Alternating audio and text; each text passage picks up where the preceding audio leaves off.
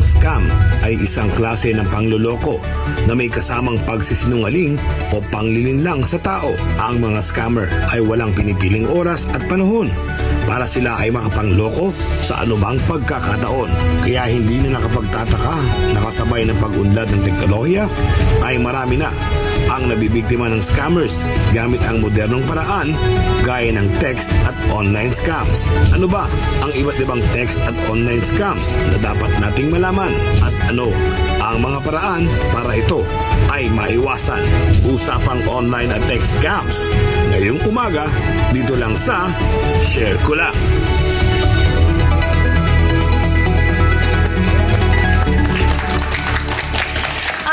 Share sa ating ng impormasyon kung paano tayo makakaiwas na mabiktima ng mga online at text scams. Makakasama po natin ngayon ang Chief ng Cyber Response Unit ng PNP Anti-Cybercrime Group, si Police Colonel J. Guillermo. Good morning po. Good morning po. Hi, Colonel. Good morning po. Thanks for being here. Forget your name. Kailangan natin ang inyong tulong. Yes, we need your help, Colonel. Umati po muna kayo sa ating mga kada. Sa ating mga kada, magandang umaga po sa inyong lahat. Ang PNP Anti-Cybercrime Group po ay laging handang tumulong sa ating mga kababayan, yung mga nabibiktima po sa online. Diba? Hindi, meron na talaga silang separate unit to deal with all the cyber crimes that are happening right now. Ano po ba yung pinaka-common? Ang pinaka-common, nung after ng pandemic, ito yung tinatawag nilang online shopping. Yan ang pinakamadami dahil kumbaga tinuruan yung mga kababayan natin na gumamit ng internet. Dahil nga when the world was shut down, we all go to the internet. So doon nagsimula yung tinatawag nilang online shopping at doon nagsimula ang lahat ng scam actually. At napakarami nito yung mga sinasabi nyo nga kanina, mga text messages, mga email scam, at yung mga phishing link.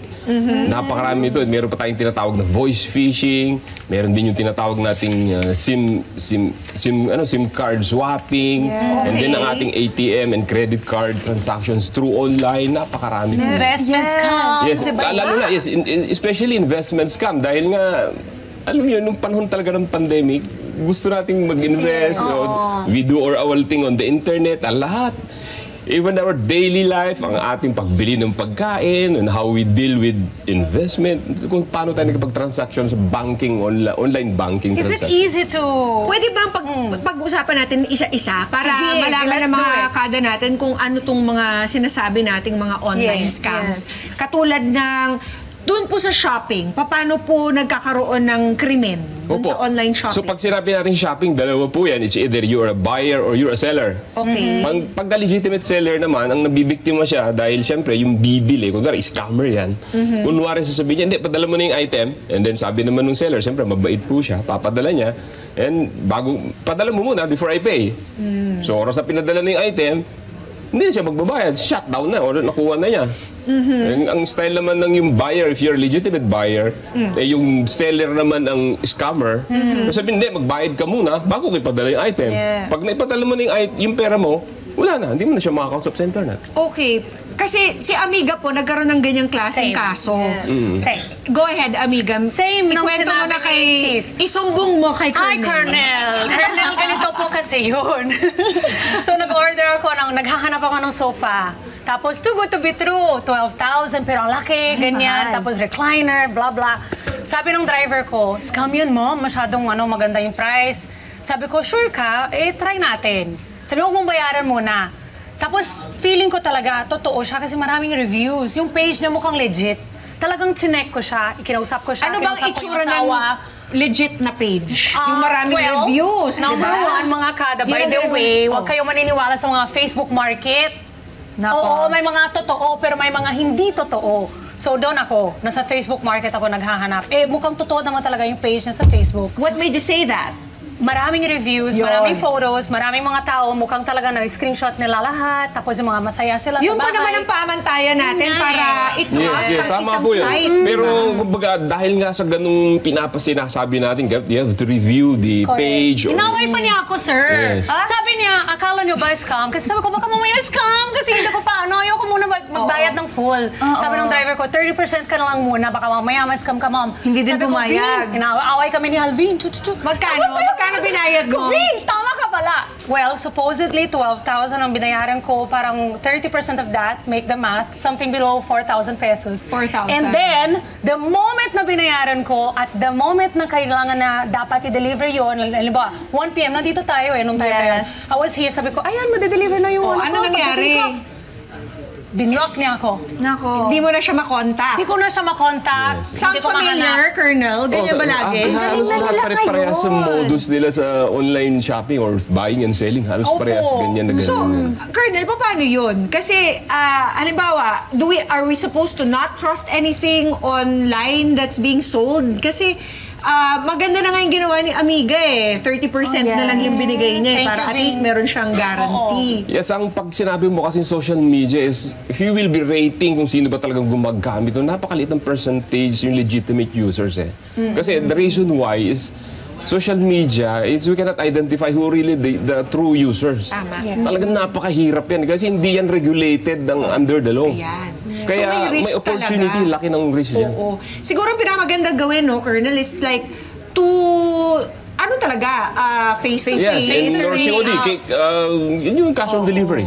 Oo. That At is the kung best ikaw thing. yung buyer, COD ka na lang, cash on Yes, delivery nga. Kasi nga, you don't know kung darating ba or what. Yes. And then meron pa ako sa online shopping naman. Grabe naman talaga Okay, yung mga sa mga e-commerce biktima online ko. shop, mahilig ako sa olive oil para healthy tayo lahat, diba? Bumili ako ng 5 liters na olive oil. Too good to be true na naman kasi usually mga 5K, Yun pa ganyan. isa, no, Colonel?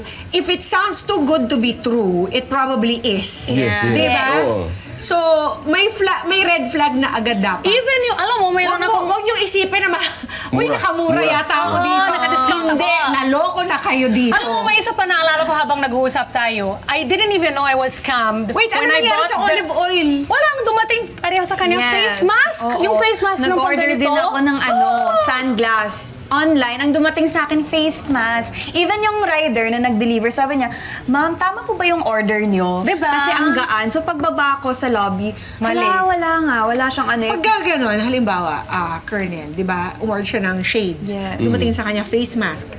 Binulat-lat niya. May habol ba siya dun sa nag-deliver? So, yun ang challenge kasi sa law enforcement. Sabi ko nga kanina, ma'am, walang batas na nagsasabi nito Hindi siya katulad dati wala na namang habol. meron kang DTI pag you have a 7 days to return. Tama. If you go to the mall. Because these are legitimate stores Yes. But those who are selling or buying online, walang policy ang gobyerno. So, ang kumbaga, walang stated rules kung ikaw ba kasi sinasabi lagi ng mga delivery boy, mga courier, pag binuksan mo yan, babayaran mo. Yes, oo. So that is so kailangan may rules. But now, meron na tayong batas. Okay. Prior to, after that, kasi meron na in 2024 or last quarter of 2023, napirmahan yung batas na Internet Safety Act to protect itong mga sellers and buyers.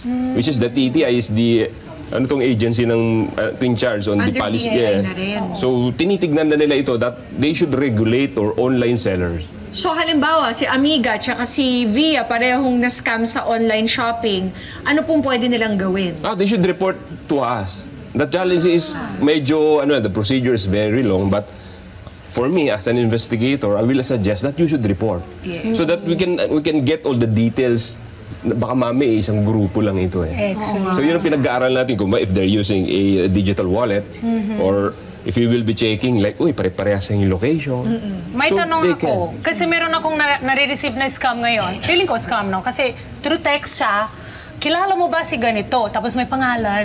Tapos it's full Tagalog talaga na malalim. And then for 2 months, they call my number, 2 different numbers, they call my number, naghahanap ng isang tao na hindi ko talaga kilala. As in, wholeheartedly, Is it a genuinely, scam, I don't know. Colonel? Yes. Pagka mga ganyan pong, kasi talagang very prone, lalo-lalo na pag if you're a celebrity, you're a politician, or kilala ka sa isang lugar, kasi public figure ka Anong habol nun? Siguro, it's Pansin? either kukuha ng pera or... Oo, may pera pinag-usapan doon. Oo.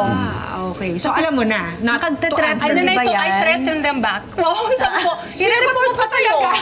Sabi ko, i-report ko kayo, ayoko na. Kasi ang ilang beses na kayo tumawag sa akin, Kasi sinabi ko tinatawagan na, ka. tinatawagan ako for 2 months. Grabe, Yes, 2 different At ito numbers. na lang, Colonel. Di ba nag-SIM card registration tayo? Yun. Precisely to prevent these things from happening. Pero parang hindi naman ang solusyon na. But actually, Nakatulong kung ba? titignan po natin yung prior to the enactment of SIM registration, ay talagang napakataas po ng lahat ng scam regarding text or ano man yung SMS phishing or anything about SIM. So, nung pinasa po yung batas, nung 2023, ay talagang bumaba po yung krimen. Bumaba naman pala. Hindi lang talaga Although, ma-weed out talagang hindi mo talaga siya mabubura ng 0% ang crime. Siyempre, ang criminal naman laging nag-iisip din yan eh. Kasi trabaho nila. So, kailangan kumita. Mag-ano rin siya. Nag-upgrade din. Mag-adjust daw. So, they're upgrading too. Kaso nga lang, dahil may batas na ito, nag-iingat na rin sila. Kasi the mere possession of a SIM, not in your name, is punishable under the law. Tapos na-click ko yung link, nawala yung Facebook ko for a year. Diba, Mama P? yan, Hacked ako. meron din yan. Hindi ko alam. Minsan kasi pag nagsuscroll ka din, Yes. di ba bigla mo Hindi mo alam. Sabi ng Talaga, mga scammer, promise. okay, Diana Meneses. Diana Meneses. I-click mo to. Patola sa lahat. Tapos, Teka. We're veering too much away from the topic. Ano pa po yung mga iba? So, alam na natin yung tipo or ng modus operandi ng mga online scammers, online shopping scammers. Ano naman po yung SIM swap? Yung SIM swap dati meron yan nung prior pa yung SIM registration. Nung wala pang SIM registration, rampant ngayon yan. wala na talaga. Wala na ngayon. Hindi na pwede. Yes, kasi if you will be applying like pupunta ka sa mga telcos, they can scan your national ID at meron na silang application to determine kung you are really legitimate. Kahit yung mga prepaid, kailangan Yes, i-registered. yes. Lahat. So, okay. So gusto ko lang yung kay Miss Diana, talaga ang tawag namin diyan is illegal access, which is yan po ang tumataas. Illegal access. Yes, because they're illegally accessing your my social Facebook media account. account. Yes. It's And then verified. napakarami po niyan. Ang challenge lang kasi dyan is, ang ginagamit nilang application is the internet. Not the SIM. This is because of the social media. So napakarami kasing style. Katulad yung, actually that is a phishing eh. That is a phishing style. Ano ba yung I'm phishing? very maingat sa Phishing is pag-click like, eh. they'll give you something. No, the phishing is they... clickbait, yung mga ganon. Magpapadala sila sa'yo na hindi mo alam na ito may lamang Something. wrong. That is a bad software. Tinatawag natin malware eh. So the mere clicking of any link, it can be a picture, or it can be a text message, or it can be a shared yung mga chain messages, if you will be clicking that, automatically Yeah, that's what it happened will remove the password of your social media. nakakatakot. And somebody will take over the account. O ayan, maging cautionary tale niyo po si Amiga. Never click anything na hindi familiar sa inyo. Lalong-lalo na po yung sasabihin niya, you won Naku! 300,000 pesos. Nanalo ka na lang bigla. Wala pang nananalo ng ganong kadali. Tapos, Amiga, as a result of which, Colonel, hindi na niya na-recover yung 1 Facebook year. niya with how many millions Well, of before followers? 1 million siya, ngayon nasa 900 because nawala. And then ito pa, they were able to make it not visible in the Philippines.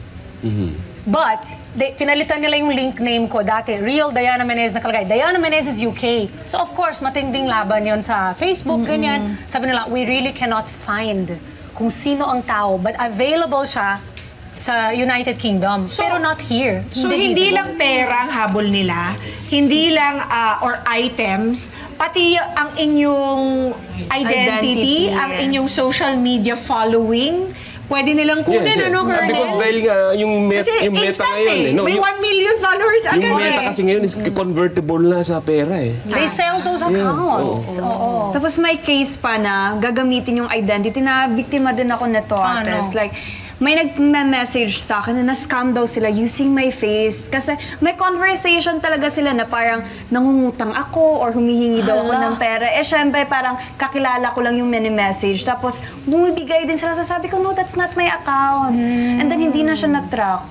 Tapos, name ko pa talaga yung gamit. So, ang hirap dun po na Yes, partner mahirap na talaga yun. dahil yung tinatawag nating computer-related identity theft. They can assume your identity kasi kokopyahin nila kung ano activity mo sa online. Eh. Dahil you are a public figure. So, alam mo naman yung krimen, pinag-aaralan nila yung activity mo sa online. That's crazy. So pagka in-assume nila yun, siyempre yung mga followers mo, they thought, ikaw yun. Kawawa nga yun. Lalo na pag maraming nagmamahal sa'yo sa online, talagang, kawawa naman ito, bigyan natin ng 500 pesos. Minsan 200. gagamitin pa yung mukha mo para ibenta yung mga produkto na hindi mo naman binigyan ng pahintulot, di ba? Marami po niyan. Pwede, hinuhuli nyo rin po ba yung mga Sa amin po kasi sa law enforcement, ang challenge kasi namin, if there is no complainant, we cannot investigate. Because of the data privacy issue. So, kailangan meron mo ng... Magreklamo. Halimbawa, bumili ng produktong yun, tapos magalit sa akin kasi pangit yung produkto, tapos magko-complain siya, sabihin ko, Yes. but that's not me. Ganun ba yun? So, for example, if they're using your name, we will investigate na sabi, hindi po talaga ito si Miss Pia. Colonel, yung mga tao ba, nire-report pa rin nila kasi minsan maliit na bagay di ba? And then parang ang haba ng process, di ba? Minsan hindi na. Yes, we are encouraging the public that they should report. Kasi this is a policy making, na kailangan natin makita na marami. Kung gusto nyo pong mahuli tong mga ito, kailangan i-report ninyo sa cybercrime department ng PNP. O ano pa po, meron pa po tayong mga ibang mga types of scams dito. Yung pong online lending scams. Paano po nangyayari yan? Yeah, ang tawag kasi nila dyan sa online lending scam is yung may mga nangungutang na hindi nakapagbayad and then they are threatening itong mga borrowers. Ay, So bago ko po i-explain yan. That's the one! Texting me. Yun! Oo, kung hindi, sige na to, magbayad sa akin. Yeah. Ikaw yung hahanapin ko. Sabi ko, excuse me. Bakit ko si Itech? I don't know you. pinag-iingi tayo si Diana. Yeah, before that, i-explain ko muna kung paano ito tumatakbo. So, if you were downloading an online application, automatically pupunta yan sa gadget mo So, hindi po alam ng mga nag-download ng application is once you downloaded that, kasi marami kang pipindutin, hindi mo napansin dun that you are allowing the application to download the contact numbers of that gadget. So that is the reason why maybe one of your friends borrowed the money dun sa mga online lending. And when she or he did not pay it, papadalhan nila yung mga contacts. Minsan kasi sa pagmamadali rin natin, Yes. Ang galing din nila. Parang, do you accept? Hindi mo na binasa lahat, in-accept mo na lang. Okay, Claro, okay. Yes, Hindi mo alam, binigay Parang mo na pala sinasadya lahat. din nila na sobrang haba para ganunin mo Pati na the lang. clothes on your back, binigay mo na. Hindi natin alam. Hirap. Ano pa? Ito, romance scam. Yes. Ay. So, ang gusto kong bigyan ng background yung ating mga kababayan. Yung romance scam dati ay ito yung parang nagliligawan sila dati lang. Dating sites lang ito Nung hindi pa nauso social media, puro dating sites pumupunta. Ito yung sinasabi na I am a veteran, I am pensionado ako. And so they have relationship. After like maybe 1 year or 2 years of relationship, itong suspect nanghihingi na ng pera. Doon sa biktima na babae, na mostly mga Filipina ito Pero ngayon nagbago na uli ang modus. Ang ginagawa nila ngayon, nagkaroon ng relationship sa online, dating or social media accounts. Ang ginagawa naman nila is through investment. For example, mayroon akong investment, ganito, naglagay ako ng pera. Kung gusto mo, maglagay ka din ng pera so that pagka tayo pinakasal, meron tayong funds. Tapos, magdi-disappear after... So pagka wala na siyang maipadalang investment dun sa online niya, mawawala na. Tapos parang hindi ka magagalit kasi partner mo nga siya or dating kayo. Ganun yung mangyayari. Ang hirap. Napanood ko na rin yan. Parang mahihiya rin yung Yes, napakaraan. yung naloko. Na parang bakit ba ako nagpaloko ng gano'n? Kaya minsan hindi rin sila nagre-report. Napakarami nating mga kababayan na biktima nito pero nahihiya sila mag-report. Well, eto pa, meron pang last. Alam naman natin yung identity theft, di ba, Opo. Colonel? Pero usually, yun na nga, how do criminals get hold of our information? Usually, it's from downloading apps, you say? Napakarami po dito, kumbaga mahirap. Kailangan natin Yes, ako rin po mismo, hindi ko na masabi kung hindi siya katulad dati nung wala hindi pa uso internet is .exe, pag sinend sa iyo yan, i-download mo, automatic it will download to your... Ngayon, hindi ko na maintindihan Dahil magagaling na yung program ngayon. So, anything, gusto ko lang i-establish ng ating pong gadget ay hindi po yan tumatakbo pag walang software. Okay. With the use of software, then they can do everything inside our gadget because of the programs. So pag nagkamali po tayo, and tandaan po natin itong gadget natin na to, lahat na meron tayong information, personal information and sensitive information we possess in our gadget. Pagka nagkamali tayo ng paggawa nito or paggamit, mabibiktima tayo eh. Yes. So we have to protect that gadget. Lalo-lalo na, alam niyo yun, kahit saan ka pumunta, dala-dala mo yan. Even nasa CR ka o naliligo ka, minsan dala-dala mo yung cellphone mo, which is not. Kasi naka-wireless na ang connection natin eh. So ano na lang po yung pwede nating iwan sa ating mga kada, Colonel, para they can think twice about giving away sensitive information about themselves. Yes. At saka, bigyan na rin natin sila ng mga red flags na ang isang tao palang kadil nila ay scammer na. Yeah, so basta po, dalawa lang po lang yung ligid na tatandaan, bakit po meron sa digital world, ang kinukuha po niya information plus money. If they will capture your information, they will ask in exchange of it, siyempre pera po yan eh. So anything that nagkaroon ka ng transaction sa nangingi na ito ng pera, this is already a scam. Yan ang pinakalagi natin tanda. Anything, katulad po sa shopping, na umbayad. So katulad ng mga sa scam, sa love scam, pera lang ang hinahabol nila. Kasi the reason is, hindi mo isipin nila, hindi naman ako mahahanap nito eh. Kasi hindi mo nasa lupalop ng mundo eh. Hindi mo alam kung nasa the same country. Ito ba, Colonel, gusto ko din siya tanungin kasi nga sabi niyo din po na mahirapan hanapin yung nagsascam. Ito po ba, may ways po ba tayo na matrack talaga yung person nag-scam? Trace siya?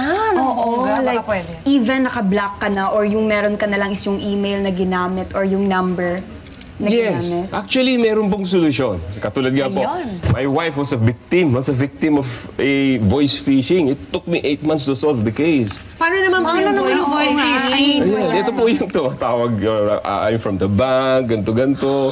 Yung points mo will be transferring to a wallet account na so, kailangan po namin. Ang kukunin po kasi niya is the one-time PIN, one-time password. Which we should never do. So, naibigay niya, and then lahat ng pera niya sa bank account niya, nailipat ngayon, naubos. So, ganun po siya ka-sophisticated ang case. It took me 8 months to solve the case. So, katulad po ng case niyo, ganun po siya katagal. Kung ganun case po, ganun din po siya katagal. Nahanap niyo po? Yes. Wow. Kasi nga, because the availability of information, dahil siyempre, biktima yung misis ko, hindi siya pwede magreklamo na wala akong oras. Ang challenge kasi ng law enforcement is, katulad niyo po, if you don't have time to assist us in investigating the case, wala po kami magagawa.